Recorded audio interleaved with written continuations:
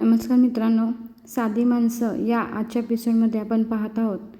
इकडे आता रियाच्या वडिलांनी मात्र मीरावरती खूप सारे आरोप करणे चालू केलं आहे. का म्हणले की तिला बाळ आहेस तू, तोंडाला पाणी दिसलं काय, सुटलं काय तुझ्या हे बघून. त्यावरती ते बद्दल विचारा, निरोपा बहिणीला विचारा. तर निरोपा बोलते, हो बरोबर आहे, मी पाहिलं होतं. मीराच्या हातामध्ये हार होता. त्याचबरोबर देविका म्हणते, आम्हाला विश्वास बसत नव्हता, पण खरंच आहे, खरंच मीराच्या हातामध्ये हार होता, आमच्या डोळ्यानं आम्ही पाहिलं आहे, असं देविकाही तिथं उत्तर देते. हे ऐकल्यानंतर खरंच सगळ्यांना आश्चर्य वाटतं की घरातली लोकंसुद्धा कसं मीराला म्हणत आहेत की मीरानं चोरलं आहे. त्यावरती रियाचे वडील म्हणतात, मीरा, तुला माहिती आहे का, तुझ्या दुकानामध्ये जेवढे फुलं असतील ना तेवढे माझ्या रियाकडे दागिने आहेत, आणि ते बघून तुझ्या तोंडाला पाणी सुटलं ना. तर यावरती मीरा रडायला लागलेली असते आणि सत्या बोलत असतो, काका काय बोलताय तुम्ही, हे असं बोलत असतात. त्यानंतर सत्याचे बाबा म्हणतात, तुम्ही काहीही बोलू नका, आम्हाला आमच्या मुलीवरती, सुनेवरती पूर्णपणे विश्वास आहे, ती असं कधीही करणार नाही. एखाद्याची नियत बदलेल पण तिची कधीही बदलणार नाही असं म्हणत असतात. तर ते बोलतात, हे ती मला सांगू नको तुझी नियत बदलली का नाही बदलली ती, पण तू तो हार बघितल्यानंतर नक्कीच तुझ्या तोंडात, तुला काय वाटलं फुलांच्या किमतीला किंमत नाही, पण सोन्याला नक्कीच या जगामध्ये किंमत आहे, हे तुला माहीत नाही का, असं ते म्हणत होते.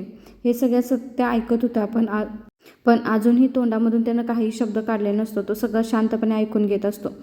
त्यावरती मात्र सत्याचे बाबा म्हणत असतात, तुम्ही चुकीचा आरोप करत आहात, असं कधीही होऊ शकत नाही. तिला जर असं करायचं असतं तर तिनं रियाच्या घरामध्ये एवढे दागिने होते, कधी हात लावला नाही तिनं आत्तापर्यंत. तर त्यावरती ते बोलतात, घरामध्ये दागिने असणे चोरणं वेगळं, त्यावेळी ती पकडली गेली असती, पण एवढ्या सगळ्या गर्दीमध्ये तिनं जर एखादा दागिना उचलला तर काय करणार आहे, म्हणून तर तिनं हे सगळं केलं आहे. तर त्यावरती सत्या बोलतो, काका शांत बसा, तुम्ही काही बोलू नका, बा सांगतोय ना की असं नाही, मीरा असं करणार नाही, तुम्ही असं बोलू नका. आणि त्यानंतर तो बोलतो, मी विचारतो मीराला काय झालं आहे. त्यावरती तो बोलतो, धूमकेतू काय झालं आहे, तू सांग मला काय काय झालं आहे. तर यावरती मीरा सांगायला सुरुवात करते. ती म्हणते की मला रियाच्या आईचा फोन आला होता की रियाचं आवरायसाठी तू रूममध्ये वरती ये, म्हणून मी गेली होती. मग त्यावरती तिची आई बोलते, हो मी केला होता फोन, पण मी तिला रियाच्या रूममध्ये नाही ते ड्रेसिंग रूममध्ये यायला सांगितलं होतं. असं म्हणल्यानंतर मीरा बोलते, मला काय माहिती ना कुठली रूम ती, मी गेले तिथं, मी तिथं गेले तेव्हा पाहिलं काय की रिया तिथं रूममध्ये नव्हती आणि सगळं सामान पडलेलं होतं आणि तिचा नेकलेस खाली तिथं पडलेला होता, म्हणून तो उचलून मी ठेवायला गेली, तेवढ्यातच रियाच्या बाबांनी मला पाहिलं, असं मीरानं सांगितलं. तेवढ्यातच आता रियाच्या बाबामध्ये म्हणतात, वा वा वा, म्हणजे लबाडी करा ती करा आणि वर्ण म्हणायचं मी काही केलंच नाही. मी जेव्हा हातामध्ये नेकलेस पाहिला तेव्हा तू म्हणलीस की ठेवायला गेली होती, पण जर मी पाहिलंच नसता तू लंपासच केलं असतंस ना, असं ते म्हणायला लागले. त्यानंतर ते मध्येच बोलायला लागले आणि सत्याने त्यांना हात दाखवून थांबवलं. धूमकेतू सांगते ना, मग शांत बसा, ती काय सांगते ते ऐकून घ्या, असं सांगायला लागले. त्यानंतर मीरा म्हणत असते, मी नुसता नेकलेस उचलून ठेवत होते, तेवढ्यातच हे सगळे आले आणि त्यांनी माझ्यावरती आरोप करणं चालू केलं होतं, मी तसं काहीच करणार नव्हते, माझ्यावरती विश्वास ठेवा, असं मीरा म्हणत असते. पण आपण पाहतो काय, सत्याला पूर्ण विश्वास आहे, पण आता ह्या रियाच्या वडिलांनी मात्र अजून दंगा चालू केला. सत्या शांत आहे म्हणल्यानंतर सत्याला कसा उकसवायचा ह्याचा प्रयत्न ते करत होते. त्यानंतर त्यांनी चालू केलं, म्हणायला लागले, वा वा वा, म्हणजे लबाडी करा ती करा आणि सांगायचं आम्ही असंच केलंच नाही म्हणून, म्हणजे साधा भोळा चेहरा आणि पाठीमागं चोरी, असं ते म्हणायला लागलेलं असतात. ते पाहून मात्र आता तिच्या त्या रियाची आई पण भर घालायला लागलेली असते. म्हणते, मी माझ्या स्वतःच्या डोळ्यानं पाहिलं ना तिला तो नेकलेस चोरताना, आणि आता कशी खोटं बोलते, असं म्हणायला लागलेलं असते. आता मात्र रियाच्या वडिलांनी मात्र आता जास्तच आरोप करणे चालू केलं होतं. ते टाळ्या वाजून म्हणायला लागले, वा वा वा, म्हणजे मला हे आधीच कळायला पाहिजे होतं, काय गं मीरा, तुझ्या भावाने ह्यासाठी जीव दिला होता ना, की चोरी केली होती त्याची गाडी आणि तो, त्यामुळे चोरी केल्यामुळे तुझ्या वडिलांनी जीव दिला होता, भावाने चोरी केली गाडी म्हणून, हो ना, मग सत्या तुला आधीच कळायला पाहिजे होतं ही कशी आहे ती, आणि तू कसं काय लग्न केलंस रे, असं म्हणायला सुरुवात करतात. असं म्हणल्यानंतर सत्या म्हणत असतो, तुम्ही तोंड आवळा, तुम्ही चुकीचं बोलत आहात, मी अजूनही शांत आहे, मला काय बोलला तर चालेल, पण माझ्या बायकोला एकही शब्द बोलायचं नाही, असं सत्या म्हणत होता. असं म्हणल्यानंतर ते म्हणायला लागतात की हो, म्हणजे मला तर वाटते तू मुद्दाम तिच्याशी लग्न केलं असशील का, तिचा साधा बळा चेहरा आणि आदत कसली चोरी करायची, असं म्हणायला चालू केलेलं असतं. त्यानंतर ते म्हणतात की मला चांगलं माहिती आहे, म्हणजे भारी आहे ना की बायको चोरटी आणि नवरा गुंड, छान छान छान जोडी आहे, तर त्यावरती सत्या म्हणत असतो, माझे वडील सांगतात ना शांतपणे ऐका. तर यावरती सत्याचे बाबा म्हणत असतात, अहो तुम्ही चुकीचा आरोप करताय तिच्यावर, असं कधी नाही, तिची कधीही नियत बिघडणार नाही, आमच्यात सगळ्यात चांगली ती सून आहे, ती कधीही असं करणार नाही असे सांगत असतात. पण यावरती रियाचे बाबा अजूनही खूप जास्त बोलत असतात. रियाचे बाबा म्हणतात, मला तुम्ही सांगू नका तुमच्या घरातली लोक कशी आहेत, बा चोरता बा गुंड, पोरगं गुंड, सून चोरटी असं म्हणायला लागल्यानंतर आता जेव्हा वडिलांना म्हणायला सुरुवात केली तसं आता सत्याला रागायला सुरुवात झाला होता. ते बोलत होते, तुम्ही विचारा ना रियाला बोलून विचारा, तुमच्या लेकीला विचारा, ती सांगेल मीराबद्दल कशी आहे मीरा ते असं म्हणत असतं. पण ते रियाला काही बोलवतच नसतात त्यावेळी. त्यानंतर त्यांनी मात्र अजूनही बोलणं चालू केलं असतं, कारण की त्यांना रियासमोर ह्या घरातल्यांना असं बोलायचं नव्हतं, रियाच्या माघारी बोलायचं होतं. त्यानंतर आता इकडे हे बोलतात, एक काम कर की, मला असं वाटतं तू काय कर माहिती आहे का, आत्तापर्यंत फुलं विकून धंदा केलास ना, आता असं काम कर, फुलं विकून धंदा करण्यापेक्षा ना तू स्वतःला विकून पैसे कमवले असतेस तर जास्त झालं असतं, असं ते डायरेक्ट बोलले होते. हे ऐकल्यानंतर मात्र सगळ्यांना खूप राग आला होता. सत्याचे वडील म्हणले होते, तुम्ही तोंड सांभाळून बोला, तुम्ही काय बोलताय तुम्हाला कळतंय का, असं बोलत होते. इकडे देविका मात्र खूप आनंदी असते, कारण की तिलाच तेच पाहिजे होतं की मीराचा इन्सर्ट व्हावा, सत्याला राग यावा असं ती म्हणत असते, म्हणून बोलत असते. तर यावरती सत्या बोलतो की तुम्ही काहीही बोलत आहात, मला माझ्या बायकोवरती विश्वास आहे, तुम्ही असं काही बोलायची गरज नाही असं म्हणत असतात. आणि त्यानंतर मात्र ते वडिलांना म्हणत असतात, तुम्ही बोला, त्यांना सांगा तुम्ही ते चुकीचं बोलत आहेत असं म्हणायला लागलं सत्या चालू केलं वडिलांना.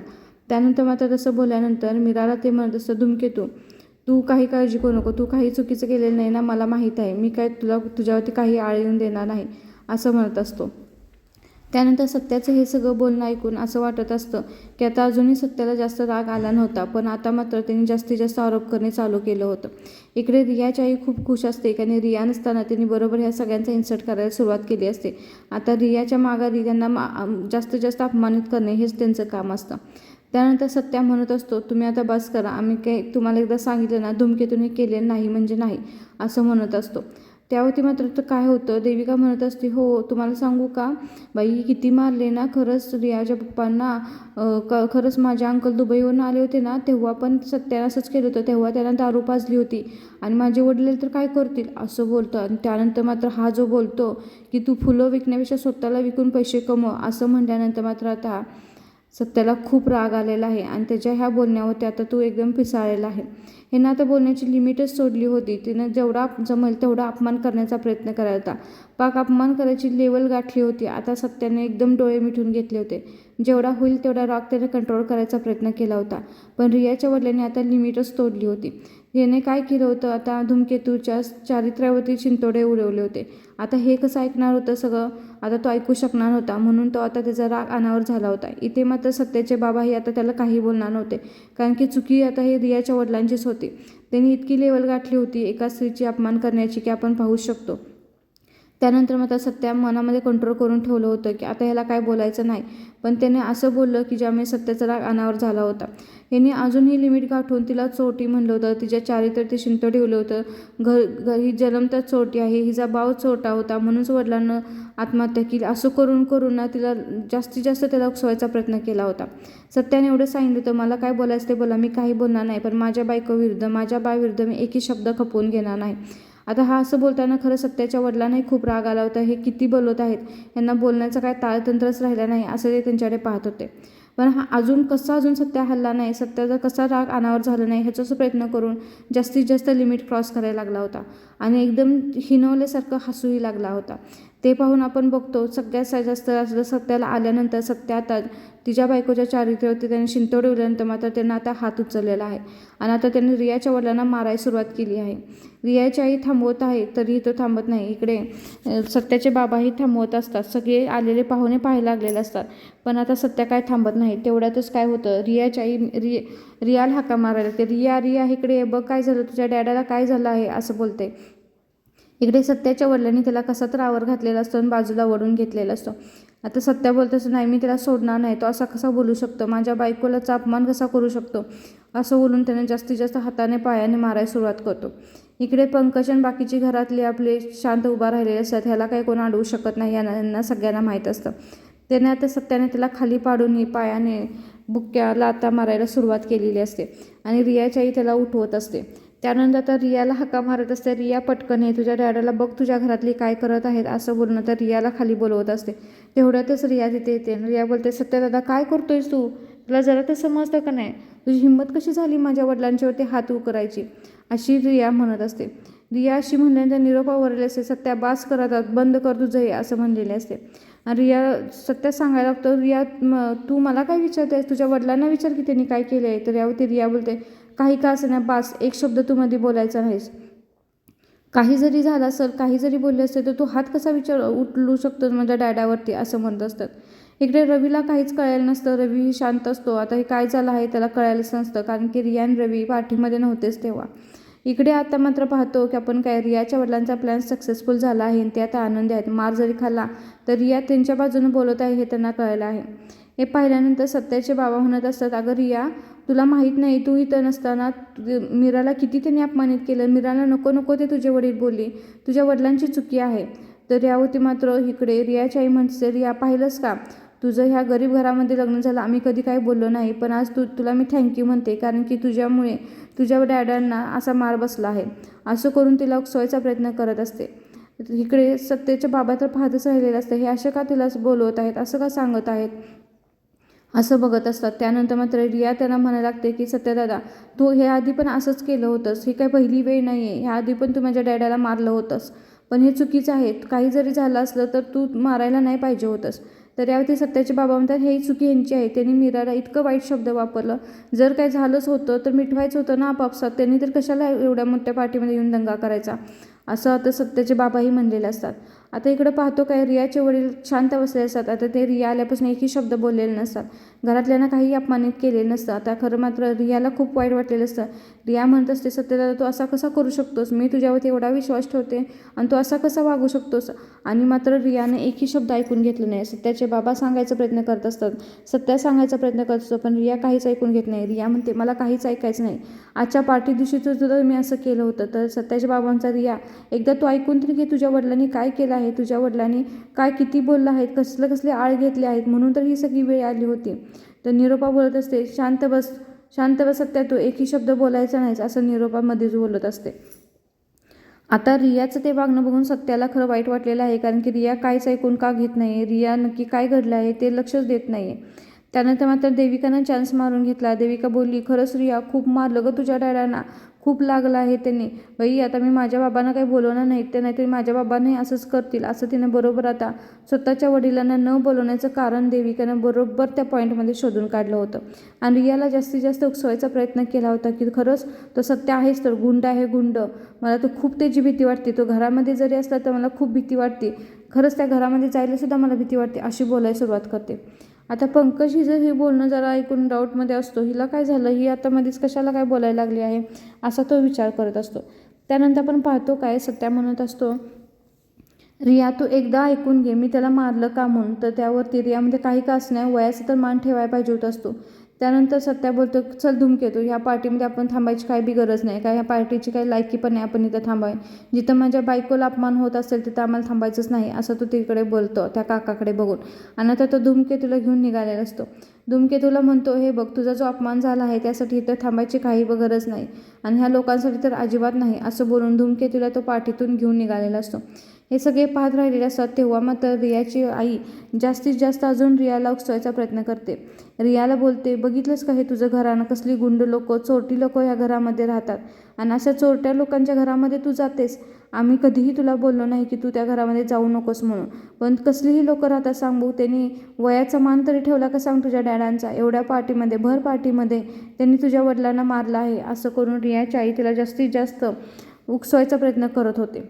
ती म्हणते, खरंच मी तुला आज थँक्यू म्हणणार आहे की तुझ्यामुळे तुझ्या डॅडांना एवढ्या सगळ्यांसमोर मार खावा लागला आहे, आणि असं असूनही तू त्या घरात परत जातेस, असं तिला म्हणायला लागलेले असते. आता मात्र रियाचा निर्णय ऐकून आपण सगळे शॉक झालो आहे, कारण की रियाला आता ह्यावेळी आई वडिलांचं म्हणणं सगळं पटलं होतं, कारण की तिनं तिच्या डोळ्यानं खरं बघितलंच नाही, जे शेवटी दिसलं तेच तिनं पाहिलं होतं. आता मात्र रियाचे आई वडील त्यांच्या प्लॅनिंगनुसार सगळं वागत होते. रियाचे वडील ते एकदम खुश आहे, कारण की त्यांनी केली ती केली ॲक्टिंग. आता वरून बायको ही तिला मात्र बरोबर फसवत आहे हे लक्षामध्ये आलं होतं. त्यानंतर निरोपा बोलते, असं कशाला, चल रिया आपण घरी जाऊया, घरी गेल्यावर सगळं मिठवामिठी करूया असं निरोपा बोलते. निरोपा असं बोलल्यानंतर आता रिया डायरेक्ट बोलते की मला घरी यायचं नाही, त्या घरी मला परत यायचं नाही असं रिया बोलते. असं रिया बोलल्यानंतर सगळे शॉक होतात. तेवढ्यातच मात्र सत्याचे बाबा म्हणतात, एक काम करूया निरोपा, आपण घरी जाऊया, तिला वेळ घेऊन दे, रवी तिला नंतर समजावून आणेल घरी, आपण घरी जाऊया असं बोलते. त्यानंतर मात्र सगळेच तिथून निघून जातात. आता मात्र ह्यांच्या प्लॅनिंगनुसार बरोबर ठरलं होतं तसंच ह्यांनी केलं ना, तर रियाचे वडील मात्र खूप खुश आहे. ते बोलतात, आता रिया त्या घरी कधी परत जाणारही नाही आणि रवीला मात्र मी घर जावे करून घेणार आहे. आता बरोबर सत्याला मी दाखवतो काय मी चीज आहे ते, असं ते बोलतात. म्हणजे त्यांनी आता हे प्लॅनिंगच केले आहे, काही जर झालं तर रिया त्या घरी परत जाणार नाही आणि रवी घर जावे होणार आणि आता बरोबर सत्याच्या नावावरती सगळं खापर फुटणार होतं. त्यानंतर आपण पाहतो काय सत्या आणि मीरा गाडीतून निघालेले असतात. सत्याला मात्र आता झालेलं सगळं मीराला विसरायचं लावायचं होतं, म्हणून तो आता शांत होतो आणि गाडी थांबवतो. गाडी थांबवल्यानंतर मीरा म्हणत असते, काय झालं, गाडी कशाला थांबवली तुम्ही. मग सत्या काय करतो, ड्रायव्हिंग सीटवरून उतरतो आणि तिच्या साईडला येऊन उभा राहतो. तो मीराला पाहतच असतो. गाडीमध्ये दोघांनी एकही शब्द एकमेकांशी बोललेला नसतो, पण मीरा टेन्शनमध्ये आहे त्याला माहीत असतं, म्हणून त्याला आता तिला हसवायचं असतं. म्हणून तो काय करतो, गाडीतून उतरतो, मीराला बोलतो, काय माहिती आहे का धूमकेतू, जेव्हा गाडीमध्ये पेट्रोल नसतं तेव्हा गाडी थांबते, जेव्हा ड्रायव्हरच्या पोटात काय नसतं तेव्हा गाडी थांबतेच, पण जेव्हा ड्रायव्हरच्या बायकोच्या पोटामध्ये काय नसतं का नाही तेव्हा सगळंच थांबतं, माहिती आहे का.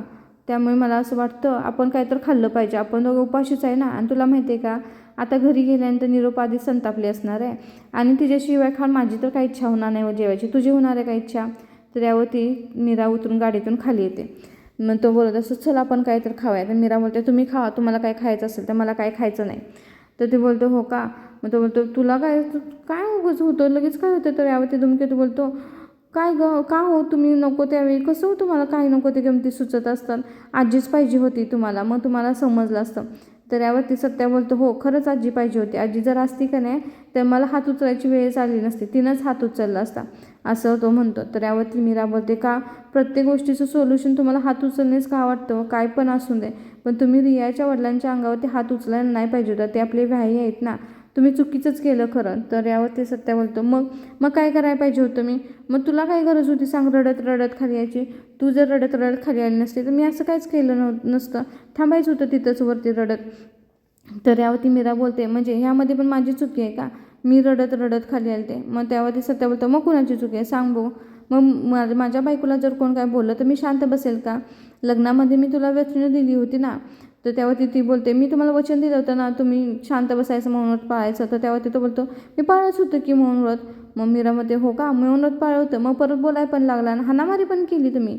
तर यावरती सत्या बोलतो, काय ना, ह्या वचनावरती लग्नातलं वचन भारी पडलं, लग्नाचं वचन मी काय दिलं होतं, तुझा अपमान मी कधी होऊन देणार नाही, तेच मी आज केलं आहे. आता मीराला बोलायला सत्यानं काहीही ठेवलं नव्हतं. मग त्यावरती सत्या म्हणत असतो, चल काय तर खाऊया, तुझं फायनल आहे का, तू खरंच काय खाणार नाहीस का सांग बघू, नाही तर माझं मी जातो, मी जातो मग आता प्यायला बसतो असं म्हणतो.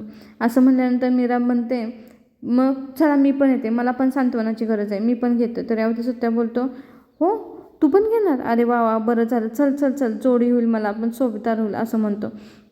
असं म्हणल्यानंतर मीरा म्हणते, काय असतं त्यामध्ये नक्की काय असतं. तर त्यावरती सत्या बोलतो, काय असतं तुला घेतल्यानंतर कळेल की त्यामध्ये काय असतं काय नसतं ते, असं सत्या म्हणत असतो आणि तिची चेष्टा करायचा प्रयत्न करत असतो.